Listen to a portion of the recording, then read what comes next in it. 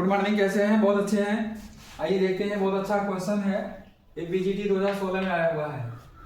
ये atomic structures chapter subject chemistry, कौन सा रूल इसमें दिया हुआ है? n plus l rules. n means principal quantum number, l means azimuthal quantum number, कि जब दोनों का सम किसी से कम हो या किसी से ज्यादा है तो उसका क्या प्रभाव पड़ता है। तो सबसे पहले हम जानेंगे कि n प्लस l रूल क्या है और इसका क्यों यूज किया जाता है। इससे हमें, जिसे आप लोगों को पता है कि इलेक्ट्रॉन पहले न्यूनतम कक्षक में जाते हैं, जिसकी ऊर्जा कम होती है उसमें इंटर करते हैं, फिर उसको फिल करने के बाद से उससे अधिक वाले ऊर्जा वाले में जाते हैं। एक क्लियर हो गया? अच्छा, तो इसी को ये जो है डिफाइन करता है, नहीं फाइंड करता है। अब हम इसको कैसे वो करते हैं, सबसे पहले क्या करते हैं, एक आसान तरीका है, इलेक्ट्रॉनिक कॉन्फ़िगरेशन लिखते हैं। इलेक्ट्रॉनिक कॉन्फ़िगरेशन आए लिखते हैं 1s2 2s2 2p6 3s2 3p6 4s2 3d10 4p6 so on। इस तरह से लिखते जाते हैं। लेकिन हमारा इन्हें थोड़ा पीरियडिक टेबल पे ध्यान दें तो फर्स्ट पीरियड, सेकंड पीरियड और थर्ड पीरियड में तो कोई प्रॉब्लम नहीं है, हम इसी के अनुसार लिखते हैं।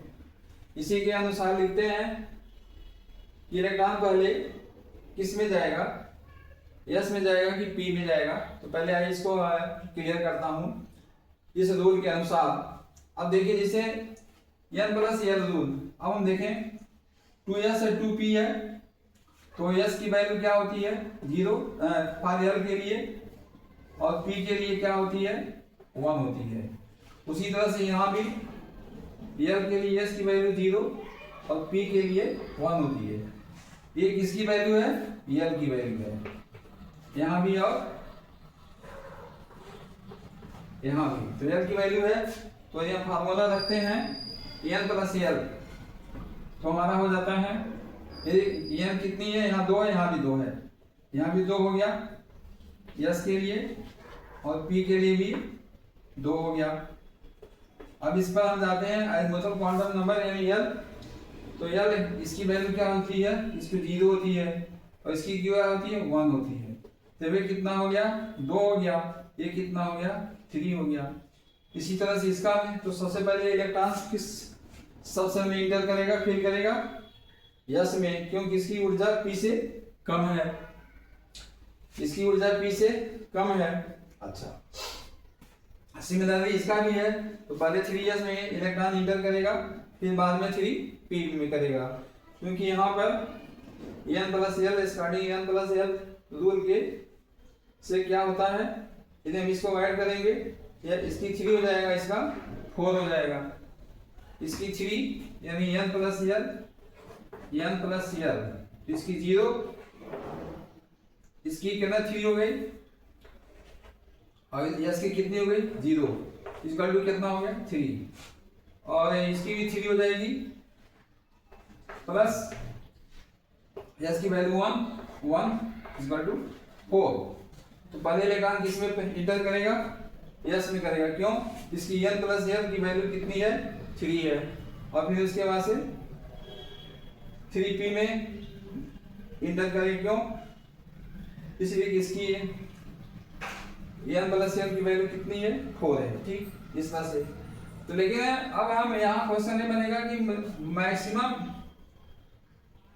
मैक्सिमम नंबर ऑफ इलेक्ट्रॉन्स, तो मैक्सिमम नंबर ऑफ इलेक्ट्रॉन्स के लिए इन दोनों को हम कंबाइंड में लिखते हैं, इन दोनों को कंबाइंड में लिखेंगे और इन दोनों को भी कंबाइंड में लिखेंगे। ये क्यों लिखते हैं? इसलिए लिखते हैं क्योंकि जब हम इलेक्ट्रॉनिक कॉन्फ़िगरेशन करते हैं या पीरियडिक टेबल में करते हैं तो हमारा क्या होता है, फर्स्ट पीरियड में 2 इलेक्ट्रॉन, सेकंड में 8 इलेक्ट्रॉन, थर्ड में 8 इलेक्ट्रॉन। तो थोड़ा बहुत हम वहां पर भी जब ध्यान देंगे तो ऑटोमेटिक हम यही में कंफ्यूज नहीं होंगे। तो हम चलेंगे सिस्टम से है। तो maximum quantum the maximum number of electrons an atom for which the sum of their principal and azimuthal quantum number be 2 3 क्या हो सकती है। अब देखिए, तो अब हम इसमें यदि हम चाहें तो इसी इतने ही तक आते आते इस क्वेश्चन को सॉल्व है, अभी मेरा क्वेश्चन सॉल्व कर सकते हैं। लेकिन थोड़ा हम ये जो कंफ्यूजन है 4s 3d 4p क्यों आया, 4s 3d 4p ये क्यों आया, इसके बाद है थोड़ा इसको भी क्लियर करने की कोशिश करता हूं। आइए देखते हैं।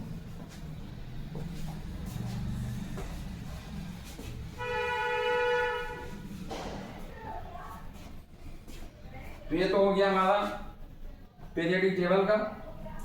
अब चूंकि यहाँ पे 4s है, यहाँ भी n प्लस l चलेगा। हम ये 4s मैं यहाँ पे क्यों लिखा, आइए देखते हैं। n प्लस l s के रूल के अनुसार यदि s की वैल्यू n की वैल्यू 4 है और s की वैल्यू 0 इक्वल टू कितना हो गया, s वाले में ये हो गया 4, ये हो गया s के लिए। और d के लिए देखते हैं n की वैल्यू 3 और d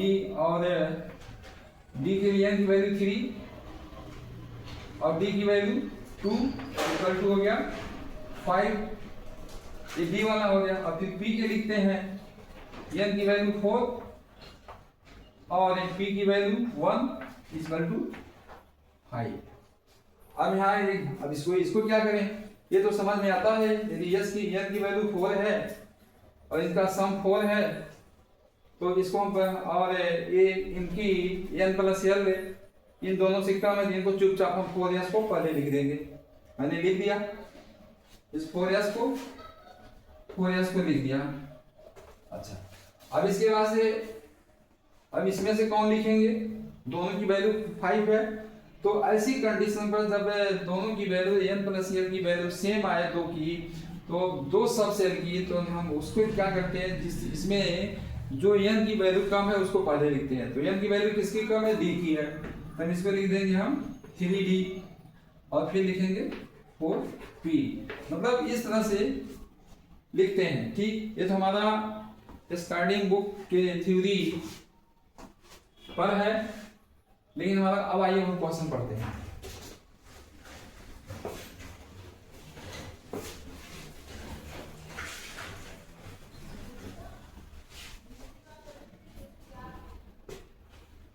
क्वेश्चन है the maximum number of electrons in an atom for which the sum of their principal and azimuthal quantum number equal to 3।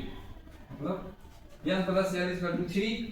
तो हमारा इसमें देखिए 1s2 2s2 2p6 3s2 3p6 4s2 3p10 4p6। यहाँ पे पूछ रहा है मैक्सिमम नंबर ऑफ इलेक्ट्रॉन्स। तो ये क्वेश्चन हो गया। तो इन दोनों को हम साथ में लेंगे, यदि 2s 2p है इनको साथ में लेंगे और इनको साथ में लेंगे। ठीक है, तो अब इसको हम ऐड करें n प्लस l। अब यहाँ देखिए, तो n की वैल्यू हमारी हो गई n प्लस l, n की वैल्यू 2 और l की वैल्यू